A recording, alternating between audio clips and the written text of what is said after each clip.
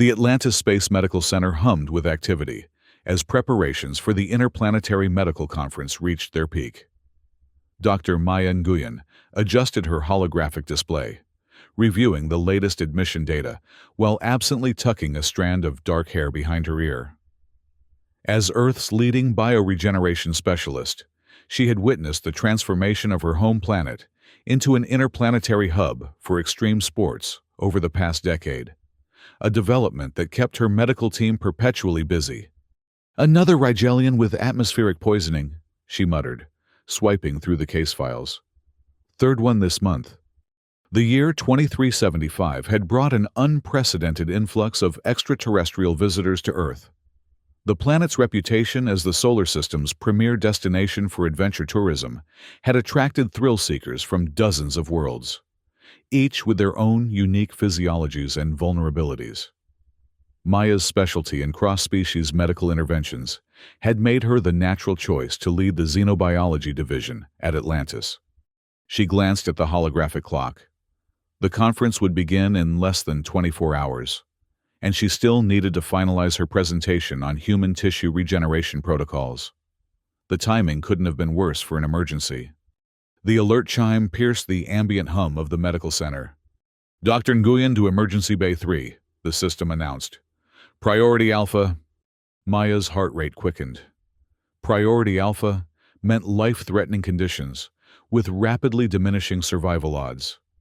She sprinted down the corridor, passing medical staff of various species hustling between patient rooms.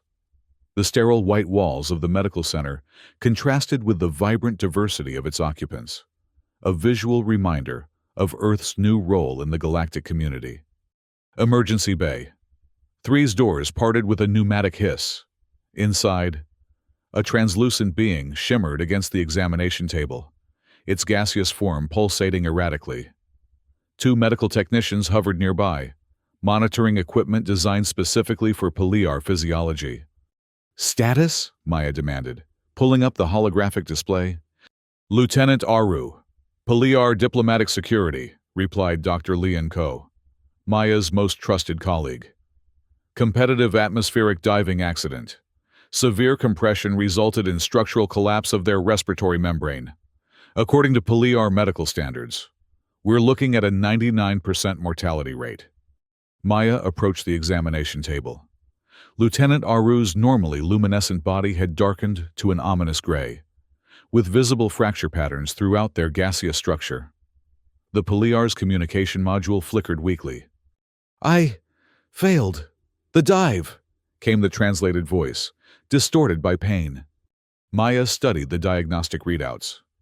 The Paliars were a gaseous species, whose bodies existed in a delicate state of compressed equilibrium. Their respiratory membranes, similar in function to human lungs but vastly more complex, allowed them to modulate their density to navigate different atmospheric pressures. The damage to Aru's system was catastrophic by any standard. "Have you contacted the Paliar medical delegation?" Maya asked. Lian nodded grimly. "They've already initiated end-of-life protocols. Their chief physician said there's no precedent for survival with this level of structural compromise." Maya frowned, mentally reviewing what she knew about Paliar physiology. Their medical traditions were deeply conservative, focusing on maintaining natural equilibrium rather than interventionist approaches. They believed that attempting to force healing beyond certain thresholds violated the natural order. "What if we approach this differently?" she said slowly. "Not as a Paliar injury, but as a human one." Leon's eyes widened. "You can't be serious. The Interplanetary Medical Council explicitly cautions against cross-species protocol transfers without extensive testing." "I know the regulations," Maya replied, her mind racing. "But look at these patterns of collapse. They're structurally similar to severe pneumothorax in humans, collapsed lung tissue. The difference is scale and composition, not fundamental principle." She pointed to the diagnostic display, where Aru's damaged respiratory membrane pulsed weakly. "Humans survive catastrophic lung injuries all the time. Our bodies regenerate and adapt. It's one of our evolutionary advantages. What if we modified our lung regeneration protocol for Poliar physiology? Leanne shook her head. The Council will have your license for this. It violates at least 6 different ethical guidelines on experimental treatments. And doing nothing guarantees death, Maya countered.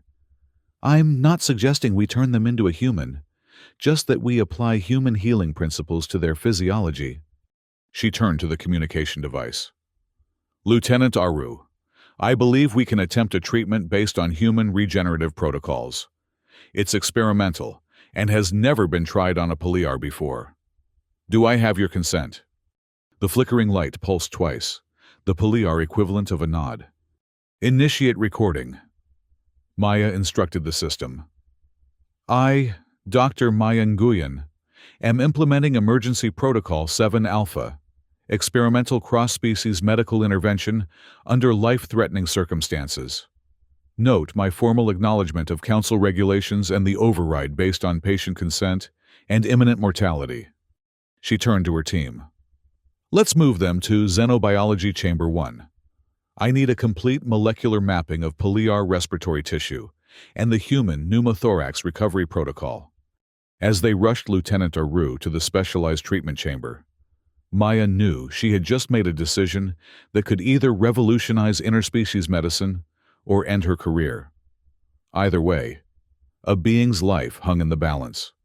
Dr. Varric Sol, the Interplanetary Medical Council's most conservative commissioner, would certainly oppose her methods.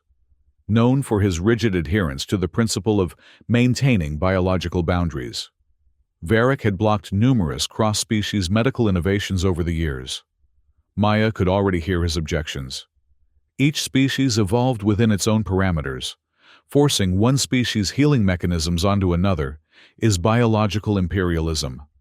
But as she watched Lieutenant Aru's gaseous form contract in pain, philosophical debates seemed irrelevant. This was about survival. The Xenobiology Chamber hummed to life as Maya and her team began the unprecedented treatment. The first challenge was adapting human anti-inflammatory responses to gaseous physiology. In humans, inflammation was both friend and enemy, necessary for healing but potentially destructive in excess.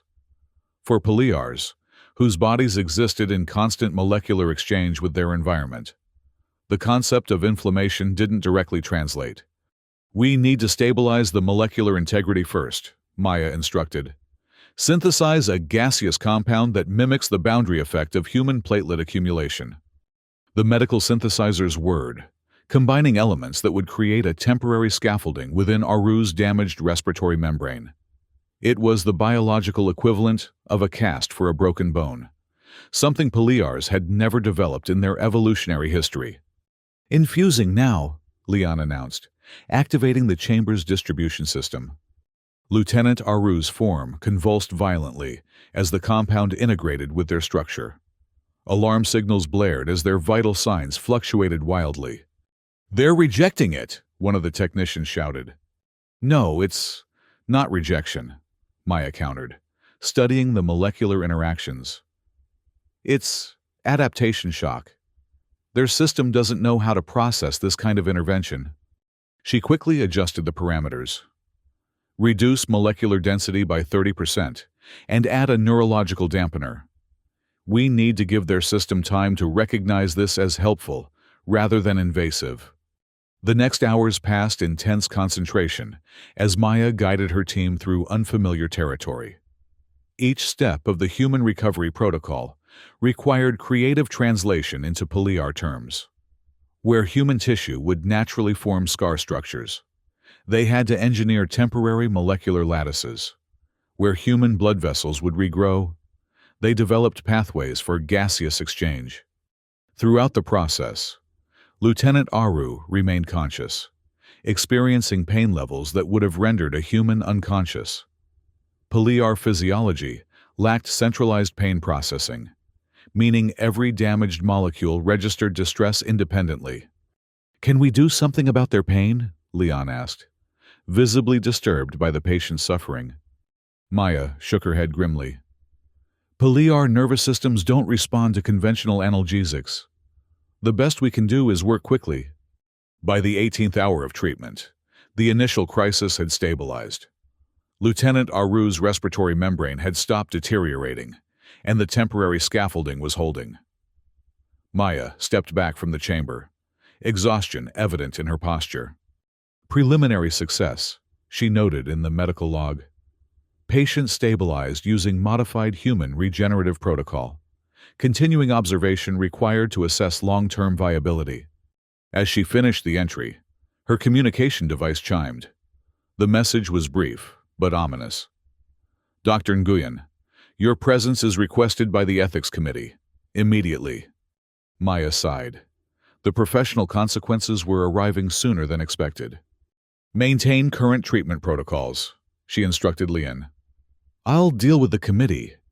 The Ethics Committee had convened in one of the conference rooms overlooking Earth's curved horizon. 5 beings of different species sat around a polished table, their expressions ranging from curiosity to outright hostility. At the center sat Dr. Varric Sol, his scaled face set in disapproval. Dr. Nguyen, he began without preamble. You have implemented an unauthorized experimental protocol on a diplomatic visitor, potentially endangering interplanetary relations and violating the core principle of species-appropriate care. Maya stood straight, fatigue momentarily forgotten. I implemented a life-saving procedure with the patient's explicit consent after conventional Paliar treatments were deemed ineffective.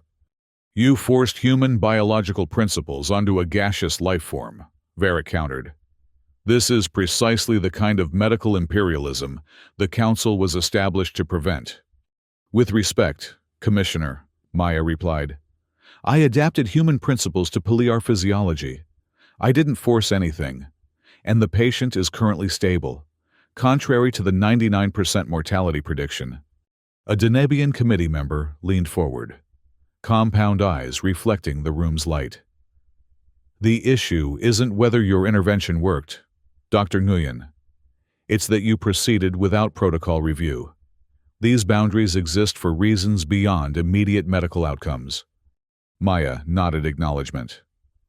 I understand the Council's concerns about maintaining appropriate boundaries, but medicine sometimes requires us to work at those boundaries, especially when lives are at stake. And who decides which boundaries can be crossed? Varric challenged. Individual doctors following their intuitions? That's a dangerous precedent. The debate continued for another hour, with Maya defending her decision while acknowledging the legitimate ethical concerns. Eventually, the committee reached a compromise. Maya could continue treating Lieutenant Aru, but under strict oversight, with comprehensive documentation of every step and potential consequence. As she left the meeting, Maya's communication device chimed again. It was Lian, her voice urgent. Maya, you need to get back here. Something's happening with Lieutenant Aru. Maya rushed back to the xenobiology chamber, her mind racing through possible complications. Had the temporary scaffolding collapsed? Had the Paliar system finally rejected the intervention? What she found instead defied her expectations. Lieutenant Aru's gaseous form had not only stabilized, but had begun developing new structures, microscopic patterns that mimicked the alveolar architecture of human lungs, but composed entirely of Paliar molecular compounds. This is unprecedented, Leon whispered, staring at the microscopic imagery. Their system isn't just healing, it's adapting the human template to their own physiology. Maya studied the readings with growing amazement. They're developing a hybrid respiratory system, more resilient than the original Paliar design, but still fundamentally compatible with their physiology. Is this safe? Leon asked. I don't know, Maya admitted. We're in uncharted territory, but their vital signs are stronger than before the accident. Lieutenant Aru's communication module activated. I feel different, came the translated voice, stronger than before. My awareness extends deeper. Over the next 24 hours, Maya and her team observed and documented the remarkable transformation occurring within the Paliar system. The human-inspired scaffolding had served as more than just a temporary support. It had provided a template that Aru's body had used to develop new capabilities. News of the experimental treatment spread quickly through the medical center and beyond. By the time the Interplanetary Medical Conference officially opened, Maya found herself at the center of a growing controversy. Medical practitioners from dozens of worlds debated the implications of her intervention, with opinions sharply divided between those who saw promising new frontiers and those who feared a slippery slope toward homogenization of diverse biological systems. Meanwhile, the Ethics Committee demanded daily reports, scrutinizing every detail of Lieutenant Aru's recovery for signs of adverse effects. Varric Sol became increasingly vocal in his opposition, gathering supporters who shared his conservative view of species boundaries. "You don't understand what you've unleashed," he warned Maya during one particularly heated exchange. "If every species starts adopting human healing mechanisms, we risk undermining billions of years of unique evolutionary development." "Or we might save lives that would otherwise be lost," Maya countered. "Evolution isn't just about preserving differences. It's about adaptation and survival." The tension reached its peak on the third day of the conference, when the Ethics Committee scheduled a formal hearing to determine whether Maya's experimental protocol should be permitted to continue or be terminated immediately. The hearing would also establish precedent for future cross-species medical interventions. As Maya prepared her presentation, synthesizing the data from Lieutenant Aru's ongoing recovery, a notification appeared on her display. The technical systems for the conference summaries were experiencing critical failures. As the lead Earth representative, she was expected to help resolve the issue while simultaneously defending her medical decisions. "Perfect timing," she muttered, dividing her attention between the medical data and the technical specifications for the conference systems. The hearing chamber was packed with medical professionals and diplomatic representatives when Maya arrived. Her presentation finally complete, after hours of working on both the technical crisis and her defense. Dr. Varric Sol sat at the center of the panel, his expression unreadable as Maya took her position at the speaker's podium. "Dr. Nguyen," began the committee chairperson, "you stand before this body to defend an unprecedented breach of interspecies medical protocol. Please present your case." Maya activated her display, projecting images of Lieutenant Aru's injury and subsequent recovery phases. "Distinguished colleagues," she began. 3 days ago, Lieutenant Aru of the Paliar Diplomatic Corps suffered an injury with a 99% mortality rate, according to conventional Paliar medical standards. Today, they are not only alive, but demonstrating remarkable recovery using a modified human regeneration protocol. She displayed the molecular imagery, showing the hybrid structures that had developed. What we're witnessing isn't one species' biology overwriting another's. Rather, it's a demonstration of how fundamental healing principles can transcend specific evolutionary paths. Dr. Varric leaned forward. "And what of the long-term consequences? How can you possibly predict the evolutionary impact of such intervention?" "With respect, Commissioner," Maya replied, "medicine has never been able to predict all long-term consequences. When the first antibiotics were developed, no one could have foreseen their complete impact on human society. Yet we recognize their value in saving lives."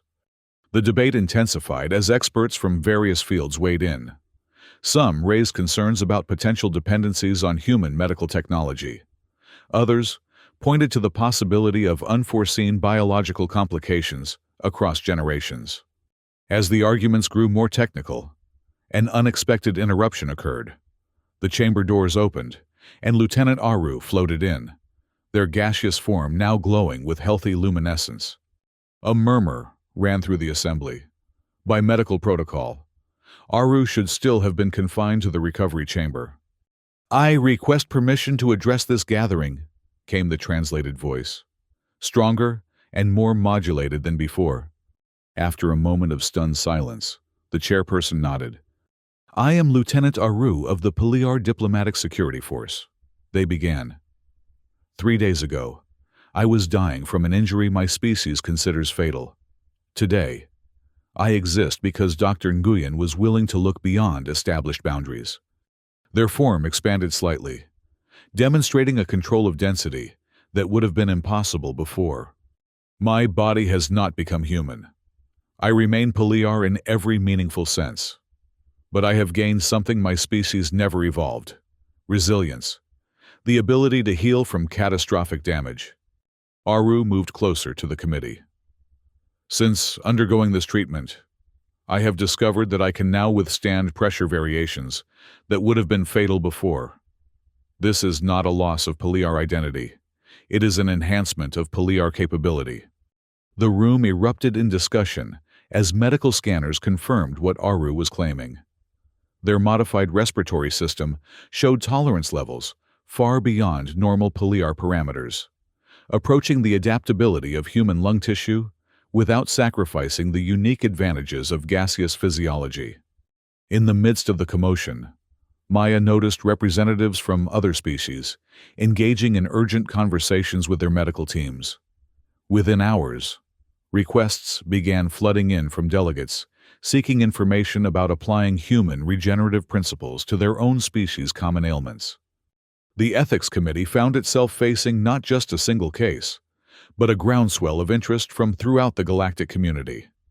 The question was no longer whether to allow Maya's protocol to continue, but how to manage the sudden demand for human-inspired medical interventions across dozens of different physiologies. Dr. Varric Sol looked genuinely troubled. "This is precisely what I feared," he said during a recess. "A rush to adopt human biological solutions without proper consideration of the consequences." "Then, help us develop the proper considerations," Maya suggested. "Instead of simply opposing these interventions, help establish guidelines for when and how they should be implemented." Varric studied her for a long moment. "You truly don't see the danger in this, do you? Each species evolved its own balance of strengths and vulnerabilities. By offering human resilience to everyone, we risk creating a homogenized galactic biology, one that may ultimately be more fragile for its uniformity. Or more resilient through diversity," Maya countered. "Human healing didn't evolve in isolation. It developed through countless adaptations and even interactions with other species. What we're offering isn't uniformity, but a template that each species can adapt to their own biology." When the committee reconvened, the chairperson announced an unprecedented decision. A controlled trial program would be established, allowing volunteer representatives from interested species to undergo modified human regenerative treatments under strict supervision. The program would be called Biological Integration Initiative and would include extensive monitoring for unintended consequences. Dr. Varric, while still expressing reservations, had moderated his position. "If this path is inevitable," he stated for the record, "then it must be traveled with the utmost caution and respect for the unique evolutionary heritage of each participating species." As the conference entered its final day, Maya found herself becoming a reluctant celebrity. Medical practitioners from throughout the galaxy sought her expertise on adapting human healing mechanisms to their particular physiologies. The technical issues with the conference systems had been resolved, allowing her to focus fully on the medical implications of what she had started. In a quiet moment between sessions, Lieutenant Aru approached her in the observation lounge overlooking Earth. "My people have a saying," they said, their translated voice thoughtful. "The boundary between worlds is thinner than we believe." Maya smiled. "Humans have similar concepts. We've always been fascinated by boundaries, and by crossing them. Your species seems uniquely suited to this role," Aru observed. "Not just physically, but philosophically. You endure pain that would destroy other beings, then emerge stronger. You push limits that others accept as fixed." "It comes with its own costs," Maya replied. Human history is full of examples where our resilience led to recklessness. We've had to learn when to push boundaries and when to respect them. Aru's form shifted in what Maya had come to recognize as their version of contemplation. This new ability my body has developed, to heal from what should be fatal. It raises questions about how my people will integrate it into our understanding of ourselves. That's the real challenge ahead, Maya agreed. Not just the physical adaptations, but the cultural and philosophical ones. How does a species redefine itself when fundamental assumptions about its limitations change? The conversation was interrupted by Maya's communication device. Dr. Lian Ko was requesting her presence in the research lab. "We've been analyzing the data from Lieutenant Aru's recovery," Lian explained when Maya arrived. "There's something you should see." The display showed comparative scans of Aru's molecular structure before and after treatment. The human-inspired adaptations aren't just repairing the damaged areas, Lian pointed out. They're actually improving efficiency in the entire respiratory system. And here's the fascinating part. The improvements are following patterns specific to palliar physiology, not human patterns. Maya studied the data with growing excitement. It's as if we provided the initial template, but their system is now innovating on its own, developing solutions that neither humans nor traditional palliars would have evolved. Exactly, Lian confirmed. This suggests that cross-species medical protocols might actually stimulate novel evolutionary pathways, rather than simply imposing one species' solutions onto another. The implications were profound. What Maya had initially seen as a desperate measure to save a single life was revealing itself as a potential catalyst for a new kind of directed evolution, one that respected the fundamental nature of each species, while opening possibilities that might never have developed in isolation. As the Interplanetary Medical Conference drew to a close, Maya found herself addressing the final plenary session, presenting the preliminary findings from Lieutenant Aru's case, alongside the broader philosophical questions it raised. "What we've discovered in this unlikely experiment," she told the assembled delegates, "is not that human biology is superior or should replace other evolutionary paths. Rather, we've seen that the principles underlying human resilience, our ability to recover from catastrophic injury, can serve as a template that other species can adapt and improve upon in ways unique to their own biology." She displayed the latest scans from Aru's evolving respiratory system. The hybrid structures developing here aren't human lungs in a palliar body. They're something new. A palliar innovation inspired by human principles, but uniquely adapted to gaseous physiology. Dr. Varric Sol, who had requested time to respond, approached the podium after Maya finished. To her surprise, his tone was thoughtful, rather than combative. "Dr. Nguyen's intervention has indeed produced remarkable results in this specific case," he acknowledged. "And I cannot deny the potential benefits of controlled exploration in this area. However," he continued, his expression serious, "I must emphasize that with this new frontier comes tremendous responsibility." He turned to address the entire assembly. "Throughout galactic history, when one species' capabilities have been adopted by others, complex consequences have invariably followed. If we proceed with this biological integration initiative, we must establish not just medical protocols, but ethical frameworks for managing the societal impacts." Maya found herself nodding in agreement. For all their differences, she and Varric shared a fundamental concern for the well-being of all species. The conference concluded with the formal establishment of the Biological Integration Committee, tasked with developing guidelines for the safe and ethical application of cross-species medical techniques. To Maya's surprise, both she and Dr. Varric were appointed as co-chairs, their different perspectives seen as complementary rather than contradictory. As delegates departed for their home worlds, many carrying preliminary data on how human regenerative principles might be adapted to their physiologies. Maya stood in the observation lounge, watching ships rise from Earth's surface into the star-filled sky. Lieutenant Aru joined her, their gaseous form now displaying the subtle iridescence of complete health. "My people have requested that I remain on Earth as our representative to the new committee," they said. "They believe my experience gives me unique insight." "They're right," Maya replied. "You're living proof of both the possibilities and the complexities we're facing."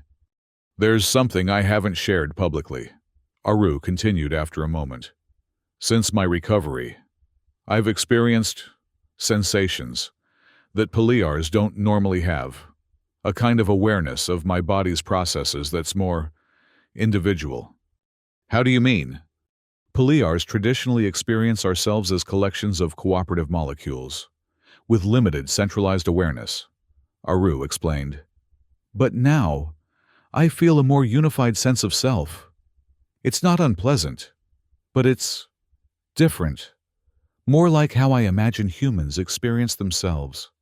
Maya considered this with concern. "That wasn't an intended effect of the treatment. Your neurological patterns shouldn't have been affected by the respiratory interventions." "I don't believe it was a direct effect of the treatment," Aru clarified. "Rather, it seems to be an adaptation to the new capabilities. To effectively use this enhanced respiratory system, my awareness needed to evolve as well." The implication was profound. Cross-species medical interventions might have consequences far beyond the physical, potentially influencing psychology, self-perception, and even consciousness itself. "Have you shared this with others of your kind?" Maya asked. "Not yet," Aru admitted. "I wanted to understand it better first. There will be those among my people who consider this a loss of traditional Paliar identity. Others will see it as an exciting evolution."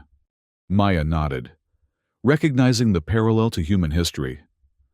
Every significant medical advance has changed how we understand ourselves. When humans first developed prosthetics, neural interfaces, life extension, each step forced us to reconsider what it means to be human. And now we face the question of what it means to be Paliar, or Denebians, or any species. Aru concluded, "When we can incorporate aspects of other evolutionary paths into our own, where do the boundaries of identity lie?" As they looked out at the stars, Maya reflected on the journey ahead. What had begun as an emergency medical intervention had opened questions that would resonate throughout galactic society for generations to come. In the days that followed, Maya divided her time between her regular duties at the medical center and the newly formed Biological Integration Committee. The pilot program was taking shape, with carefully selected volunteers from 12 different species, preparing to undergo modified treatments based on human regenerative principles. Each case presented unique challenges. Adapting human healing mechanisms to crystalline life forms required fundamentally different approaches than those used for carbon-based organisms. Species with distributed consciousness experienced recovery differently than those with centralized nervous systems. Throughout the process, Maya found herself increasingly appreciating Dr. Varick's cautious perspective. While she still believed in the importance of pushing boundaries to save lives, she had gained a deeper respect for the complexity of those boundaries and the wisdom embedded in evolutionary diversity. "The question we haven't fully addressed," Varick noted during one late-night planning session, "is why humans evolved such remarkable regenerative capabilities in the first place." Maya looked up from the holographic models they were studying. "What do you mean?" "Most species evolve just enough resilience to survive in their natural environment," Varick explained. "But humans, you heal from injuries that would be fatal to nearly any other species. You regrow tissue, recover from massive blood loss, adapt to extreme conditions. Why would evolution give you such extraordinary capabilities?" Maya had never considered it from this perspective. "I suppose because we needed them. Human history is full of violence, accidents, extreme environments." "Precisely," Varick said. "Your species evolved these abilities because you constantly placed yourselves in situations that required them. You climbed mountains, crossed oceans, fought predators and each other. You tolerated pain and injury that would have driven other species to develop different strategies. Avoidance, protective structures, specialized environments. He gestured to the medical data displayed before them. What we're offering other species through these treatments isn't just a biological capability. It's the end result of an evolutionary path defined by risk-taking and endurance. The observation gave Maya pause. Are you suggesting that by sharing these capabilities, we might be encouraging other species to take greater risks? It's a possibility we should consider, Varric acknowledged. Biological capabilities and cultural practices evolve together. If Palears suddenly can survive atmospheric pressure changes, how will that affect their approach to exploration? If crystalline beings can repair structural damage, will they modify their social structures that developed around fragility? These weren't just theoretical concerns. As the first volunteers began their treatments, subtle changes in behavior were already being observed. A Danabians who had received modified cartilage regeneration therapy was attempting physical activities that would have been considered dangerously reckless by their cultural standards. A collective fungal intelligence that had integrated human neural recovery patterns was developing more individualistic thinking processes. Maya brought these observations to a special session of the Ethics Subcommittee. We need to establish counseling protocols for all participants, she recommended. Not just medical monitoring, but psychological and sociological support to help them integrate these new capabilities into their existing cultural frameworks.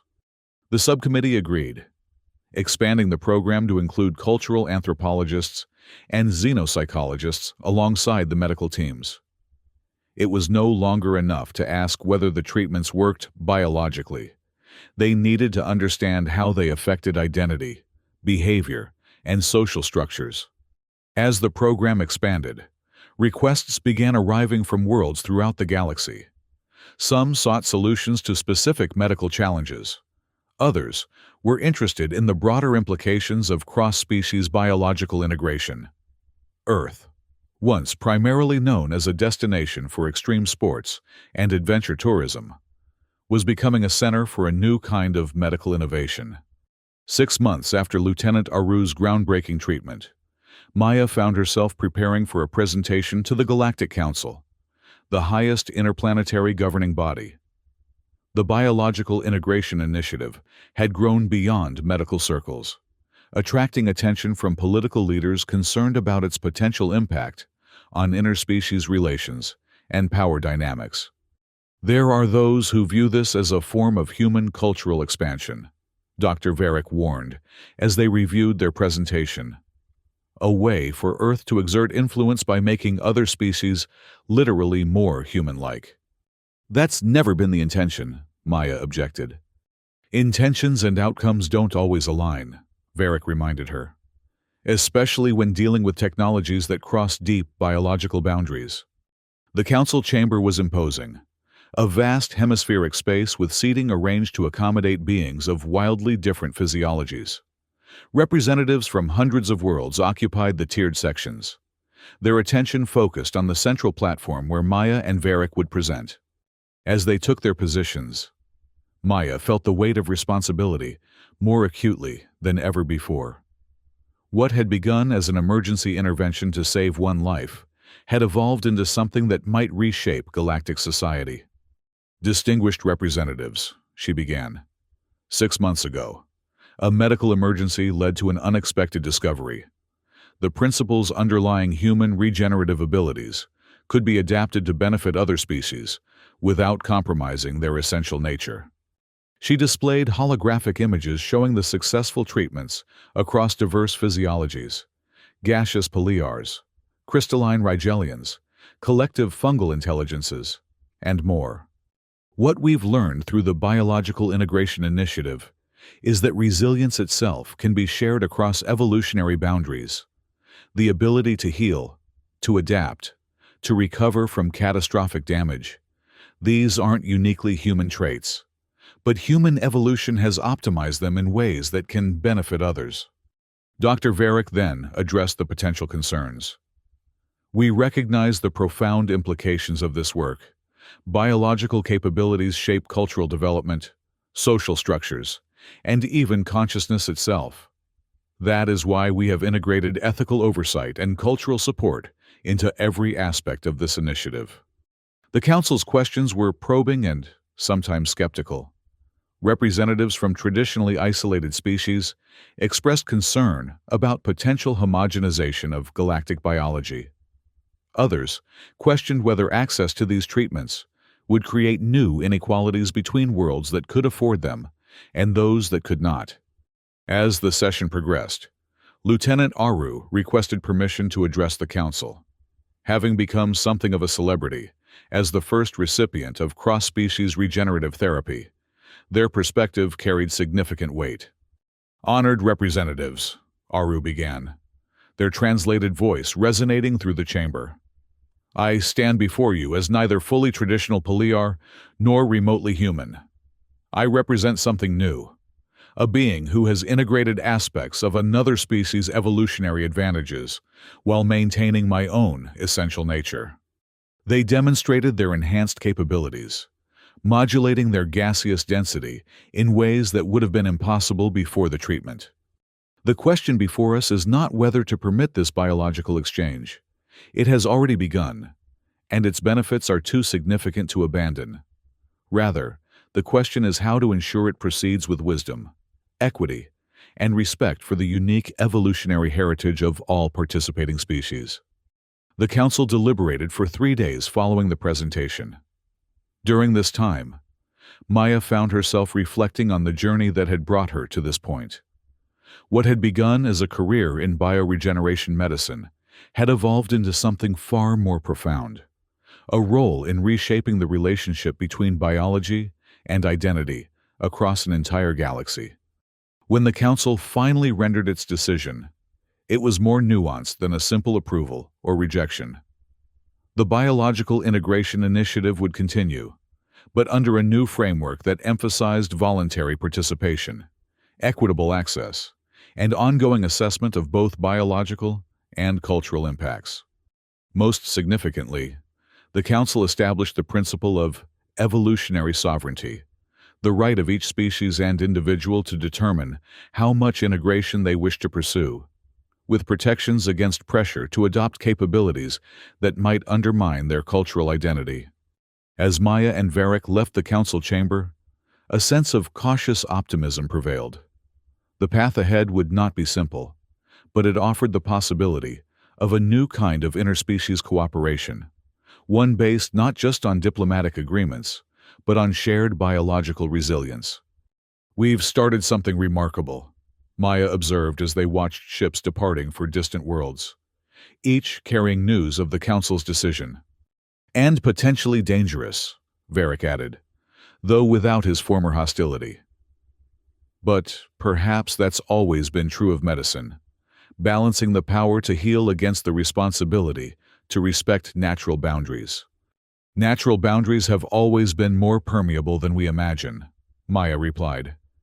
Human DNA contains viral fragments, mitochondria that were once separate organisms.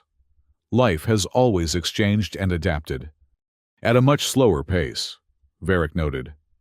What we're doing accelerates processes that would normally take millions of years of evolution. True, Maya acknowledged, which is why the ethical frameworks are as important as the medical protocols. In the months and years that followed, the Biological Integration Initiative expanded throughout the galaxy. Earth became a center for a new kind of medical tourism, beings traveling not for adventure sports, but to access treatments that could enhance their resilience in ways their own evolution had never developed.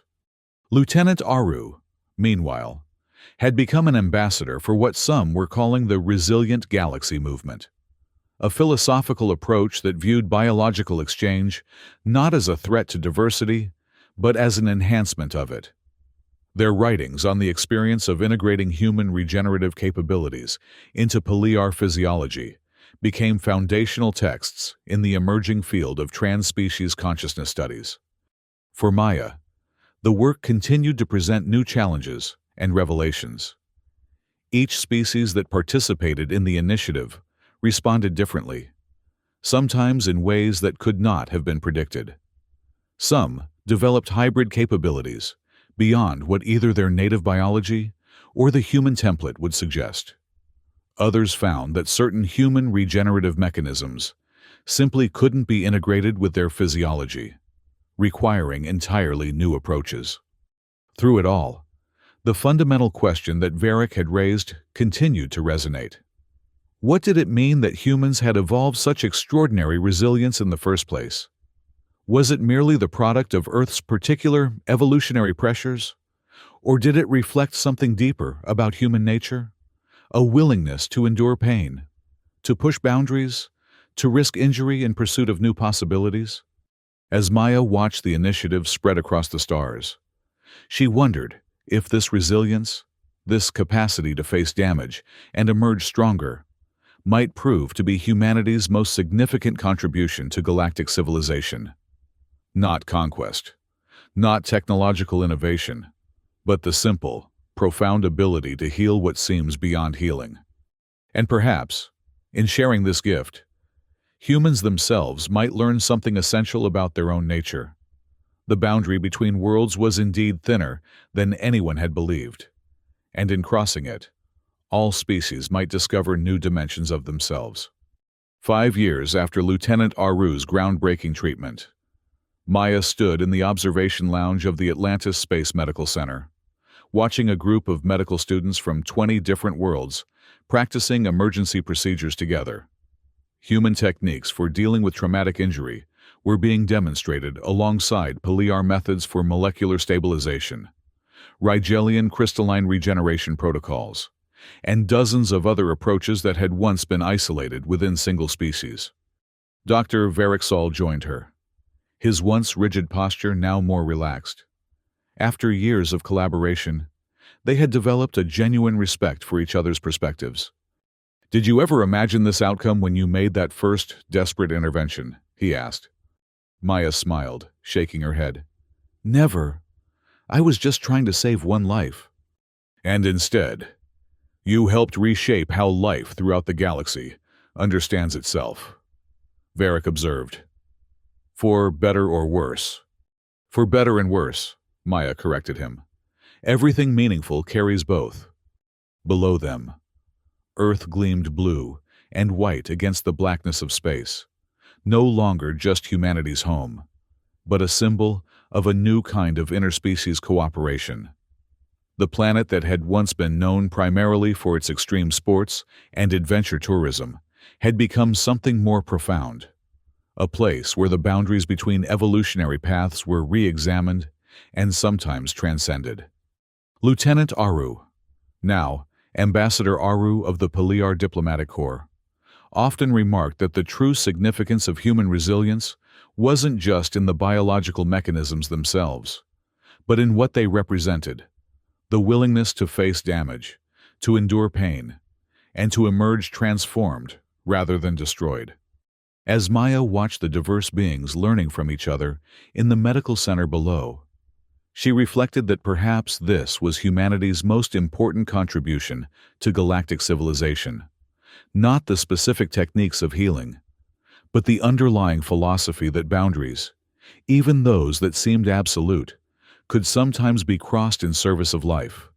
The human capacity to shrug off injuries that would kill other species had proven to be more than just a biological curiosity.